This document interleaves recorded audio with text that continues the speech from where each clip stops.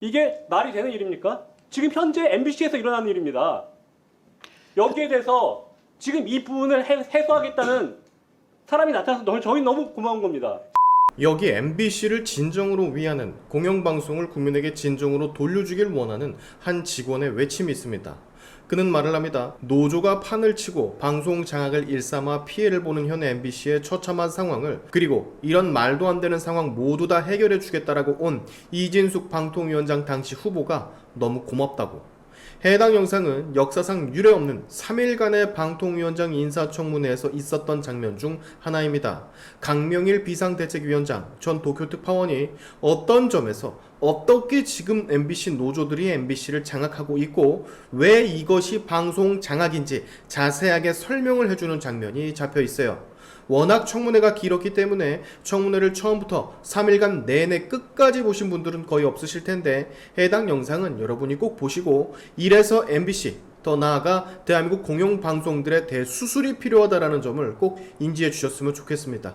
같이 보시죠. 강명일 비상대책위원장님 오셨나요? 네. PPT 좀 띄워주실래요?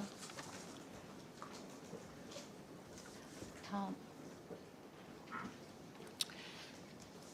최근에 공소장이 그러니까 지금 실제로 공소장은 2022년에 됐고, 최근 4월에 공소 제기한 이 MBC 전승호 전 사장과 박선재 전 사장의 부당 노동 행위 공소장의 열람이 허가되어서 이 건에 대해서 저희가 살펴보았습니다.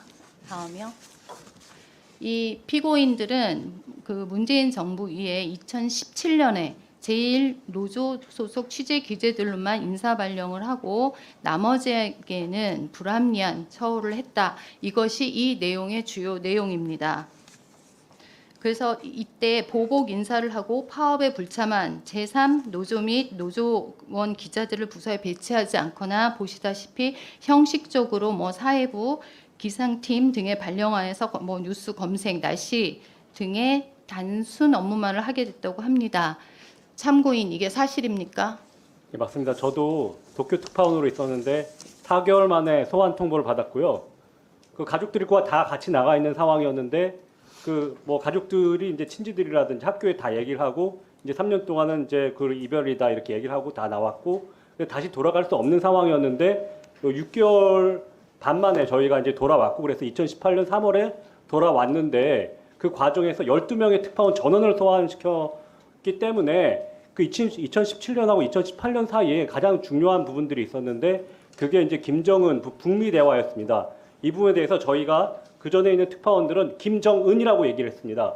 왜냐하면 로켓이나 이런 미사일 부분들 계속 실험을 하고 핵실험을 했기 때문에 국제적인 왕따였지만, 저희가 다 전원 12명이 다 소환된 이후에 그 보도의 취지는 그다음부터는 김정은 위원장이라고 다 얘기를 하는 거죠.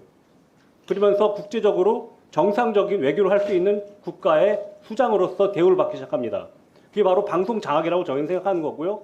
그 이후에 저희들은 어떠한 보직이나 어떠한 보도국 내 취재부서에 어떤 자리를 받지 못하고 미발령 대기 상황으로 있었고, 저희가 취재기자의 부서가 아니었던 뉴스 영상 센터라는 곳에 40~50명을 몰아놓고 거기서 아무런 일도 주지 않고, 그리고 그 쇠고기 등급으로 여기서는 아직 어떤 식으로 우리가 정육을 해야 될지 모르겠다 하는 식으로 이렇게 몰아놓고 아무 일도 하지 않고 이런 식으로 해놨던 겁니다. 그 이후에 제가 갔던 곳이 3월 5일 날 이후에 제가 특파원에서 돌아왔고 있었던 부분이 어디였냐면 뉴스 데이터 팀이라는 곳이었습니다. 뉴스 데이터 팀은 그 전에 파견직들이 하는 단순 업무직이었습니다. 그래서 뉴스 투데이의 자료를 정리하고 색인을 작성해서 달고, 그래서 자료 정리를 하는 부서였습니다. 거기서 하루에 10건씩, 20건씩 자료 정리하라는 일을 저희한테 강요했습니다. 도쿄 특파원한테 한 것입니다. 이게 방송자가 아니고 뭐겠습니까? 그런 상황이 아까도 말씀드렸지만 지금 120명 정도가 됐던 보도국의 취재센터, 여기에 전원 언론 노조만 배치를 하고 저희들 61명, 취재센터에서도 61명을 모두 취재센터 밖으로 쫓아내버렸습니다. 이게 방송자가 아닙니까? 이게 상황이 지금까지도 유지가 되고 있고, 어떤 사람은 마케팅에서 회사 기념품 같은 거 팔고 있고, 어떤 사람은 주조실에서 매일 밤을 새면서 망막이 떨어질 때까지 일을 하다가 망막 떨어졌다 그러니까 심의실로 발령을 내고, 그리고 어떤 분은 아까 말씀드렸던 레코드실에서 자료 정리하라고 하고 편성국장을 그렇게 욕보이고 이게 말이 되는 일입니까? 지금 현재 MBC에서 일어나는 일입니다. 여기에 대해서 지금 이 부분을 해소하겠다는 사람이 나타나서 저희 너무 고마운 겁니다. 이 부분을 좀 해소해 주십시오. 알겠습니다. 인권이 이렇게 차별되고 인권이 침해받고 있습니다. 잘 알겠습니다. 다음 페이지요. 그래서 실제로 여기 내용을 보면 2017년 12월 1일에 총 127명 중에 민노총 언론노조가 66명이었습니다. 그리고 2017년 12월 31일에 총 111명 중 109명이었습니다. 그러다 2019년 12월 31일 기준 105명 중에 민노총 언론노조 105명이 전체가 보도국 취재센터 기자라고 합니다. 그러니까 주요 부처, 정치, 사회의 부처에 있는 기자들은 모두 민노총 기자들로 구성되어 있는 것을 볼 수 있습니다. 다음이요. 그리고 지금 요 아니 앞에